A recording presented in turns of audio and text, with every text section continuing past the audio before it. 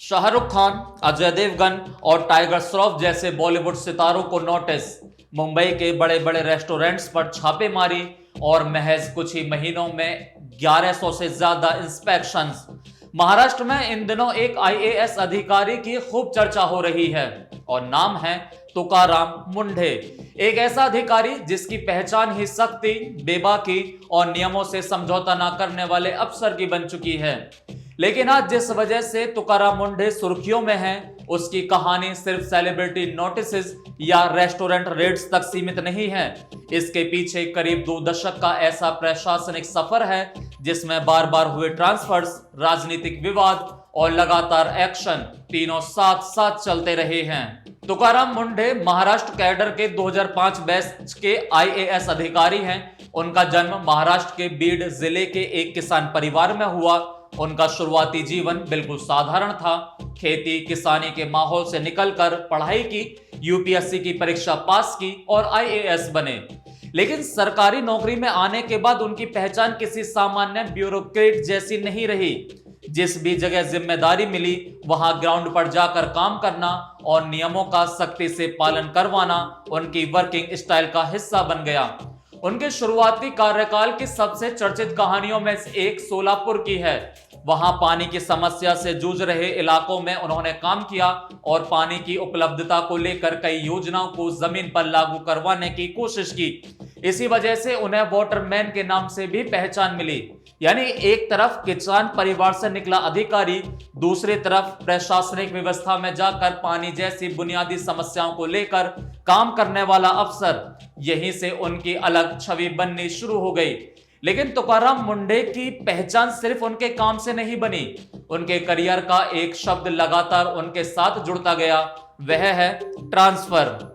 Reports के मुताबिक करीब 20 साल के करियर में उनका लगभग 25 बार ट्रांसफर हुआ। अब इतने ट्रांसफर्स किसी भी अधिकारी के करियर में अपने आप में एक बड़ा आंकड़ा है। इसकी वजहों को लेकर अलग अलग मौकों पर विवाद और चर्चाएं होती रही हैं। लेकिन मुंडे की वर्किंग स्टाइल को समझें तो एक चीज लगातार दिखाई देती है, वह है एडमिनिस्ट्रेटिव एक्शन लेने के से पीछे नहीं हटते। यही शक्ति कई बार उन्हें राजनीतिक और प्रशासनिक विवादों के बीच भी ले आई। 2015 में वह उस वक्त नेशनल हेडलाइंस में आए जब उन्होंने महाराष्ट्र के तत्कालीन राजस्व मंत्री एकनाथ खडसे के काफिले को रोक दिया। मामला इसलिए बड़ा था क्योंकि एक सीनियर पॉलिटिशियन और एक आईएएस ऑफिसर के बीच नियमों को लेकर टकराव की तस्वीर सामने आई थी। इसके बाद उनकी कार्यशैली को लेकर राजनीतिक बहस शुरू हुई और मुंढे का नाम एक ऐसे अधिकारी के तौर पर और मजबूत हुआ जो सामने वाला कितना भी प्रभावशाली क्यों ना हो, नियमों को लेकर अपनी बात रखने से पीछे नहीं हटता। इसके बाद नवी मुंबई में कमिश्नर रहते हुए भी उनका नाम अतिक्रमण के खिलाफ कार्रवाई को लेकर चर्चा में रहा।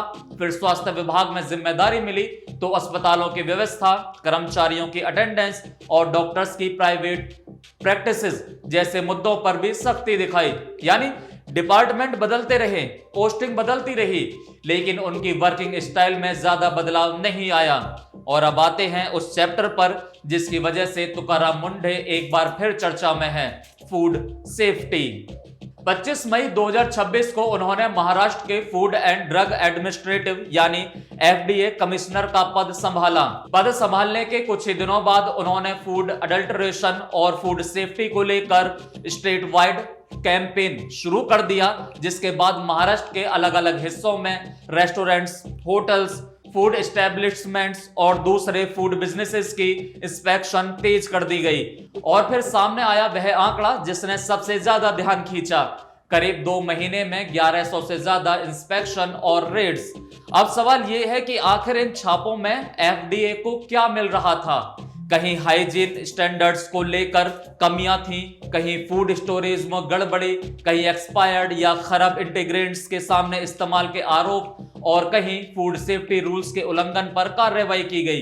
यानी मामला सिर्फ ये नहीं था कि खाना स्वादिष्ट है या नहीं, सवाल ये था कि जो खाना ग्राहकों को परोसा जा रहा है वह उसकी सेहत के लिए सुरक्षित भी है या नहीं।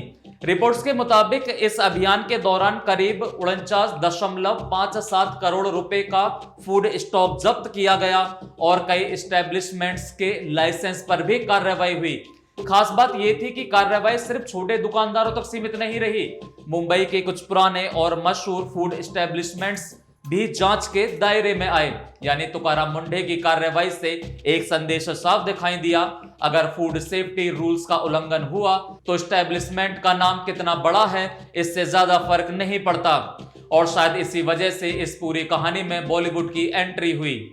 शाहरुख खान, अजय देवगन और टाइगर श्रॉफ जैसे सेलिब्रिटीज को विमल इलायची के एडवर्टीजमेंट को लेकर नोटिस भेजा गया। एफडीए ने इसे सरोगेट एडवर्टाइजिंग के संदर्भ में देखा और सेलिब्रिटीज से जवाब मांगा गया। इस कार्रवाई ने पूरे मामले को नेशनल अटेंशन दे दी, क्योंकि अब चर्चा सिर्फ फूड रेट्स की नहीं थी, बल्कि यह सवाल भी उठने लगा कि क्या बड़े सेलिब्रिटी नेम्स भी रेगुलेटरी एक्शन से बाहर नहीं है। तुकाराम मुंढे की छवि को देखते हुए यह कदम उनके पुराने स्टाइल से बिल्कुल अलग भी नहीं लगता। उनकी अप्रोच का बेसिक प्रिंसिपल यही माना जाता है कि नियम सबके लिए बराबर होने चाहिए। लेकिन यहां एक जरूरी बात समझनी होगी, किसी सेलिब्रिटी को नोटिस मिलना अपने आप में यह साबित नहीं करता कि सेलिब्रिटी ने कोई अपराध किया है। नोटिस का मतलब है कि संबंधित अथॉरिटी ने एक्सप्लेनेशन मांगा है और आगे की कार्रवाई जवाब और जांच के आधार पर तय होती है। इसलिए इस पूरे मामले को उसी कॉन्टेक्स्ट में देखना जरूरी है। अब फूड सेफ्टी कैंपेन पर वापस आते हैं, क्योंकि तुकाराम मुंढे का नाम सिर्फ रेड्स तक सीमित नहीं रहा। रिपोर्ट्स के मुताबिक एफडीए को रोजाना बड़ी संख्या में कंप्लेंट्स मिलने लगी और विभाग में उनके डिस्पोजल के लिए टाइमलाइंस तय करने पर जोर दिया गया। फूड सैंपल्स की टेस्टिंग बढ़ाने के लिए लेबोरेटरीज में काम भी तेज किया गया। यानी स्ट्रेटजी सिर्फ ये नहीं थी कि रेस्टोरेंट पर पहुंचे, सैंपल उठाया और कार्रवाई कर दी। कोशिश यह भी थी कि कंप्लेंट से लेकर टेस्टिंग और फाइनल एक्शन तक पूरी प्रक्रिया तेज हो। और यही बात तुकाराम मुंढे की वर्किंग स्टाइल को बाकी अधिकारियों से अलग करती है। वह सिर्फ हेडलाइंस बनाने वाली कार्रवाई की बजाय सिस्टम के भीतर प्रोग्रेस को तेज करने पर भी जोर देते दिखाई दिए। लेकिन इस पूरी कहानी का दूसरा पहलू भी है।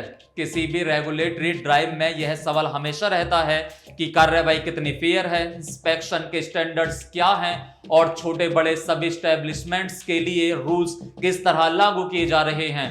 तुकाराम मुंढे की सख्ती को जहां लोग एक जरूरी एडमिनिस्ट्रेटिव इंटरवेंशन मानते हैं, वहीं उनकी वर्किंग स्टाइल को लेकर सवाल और विवाद भी उनके करियर का हिस्सा रहे हैं। यही वजह है कि उनके करियर को सिर्फ एक सख्त आईएएस ऑफिसर की कहानी कहना शायद अधूरा होगा।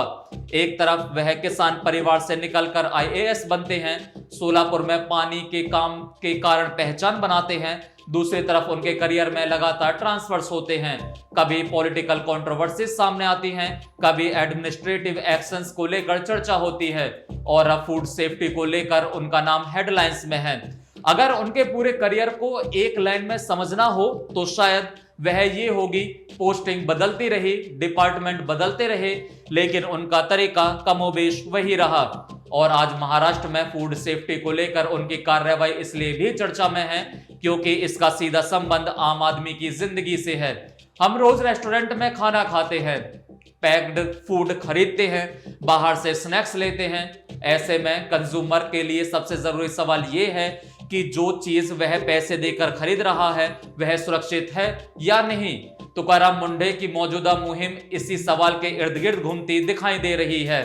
करीब 2 दशक के करियर में 25 ट्रांसफर्स की चर्चा और अब कुछ ही समय में 1100 से ज्यादा इंस्पेक्शन, इन दोनों आंकड़ों को साथ रखकर देखें तो तुकाराम मुंढे की कहानी और दिलचस्प हो जाती है, क्योंकि यह सिर्फ एक आईएएस ऑफिसर की बायोग्राफी नहीं है, यह उस बहस की कहानी भी है जो हर बार सामने आती है।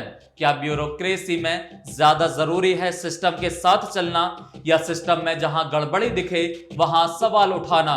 तुकाराम मुंढे ने अपने करियर में कई बार दूसरा रास्ता चुना। इसकी वजह से उन्हें प्रशंसा भी मिली, विवाद भी हुए और ट्रांसफर भी हुए। अब एफडीए कमिश्नर के तौर पर उनकी मौजूदा मुहिम कितनी दूर तक जाती है और कितने एस्टेब्लिशमेंट्स पर कार्रवाई होती है और क्या इससे महाराष्ट्र में फूड सेफ्टी और इन्फोर्समेंट वास्तव में मजबूत होता है, यह आने वाला वक्त बताएगा। लेकिन फिलहाल इतना जरूरी है कि शाहरुख खान और अजय देवगन को नोटिस मिलने की हेडलाइंस के पीछे एक बहुत बड़ी कहानी छिपी है। एक किसान परिवार से निकला 2005 बैच का आईएएस ऑफिसर करीब 20 साल में करीब 25 ट्रांसफर और अब महाराष्ट्र के फूड सेक्टर में लगातार इंस्पेक्शन और रेड्स। यानी कहानी सिर्फ सेलिब्रिटी नोटिस की नहीं है, कहानी उस अधिकारी की है जिसकी पहचान ही बन चुकी है। जहां नियम टूटे वहां एक्शन, और शायद इसी वजह से तुकाराम मुंढे का नाम आज एक बार फिर सुर्खियों में है। आप इस पूरे विवाद पर तुकाराम मुंढे पर क्या सोचते हैं, हमें कमेंट करके जरूर बताएं।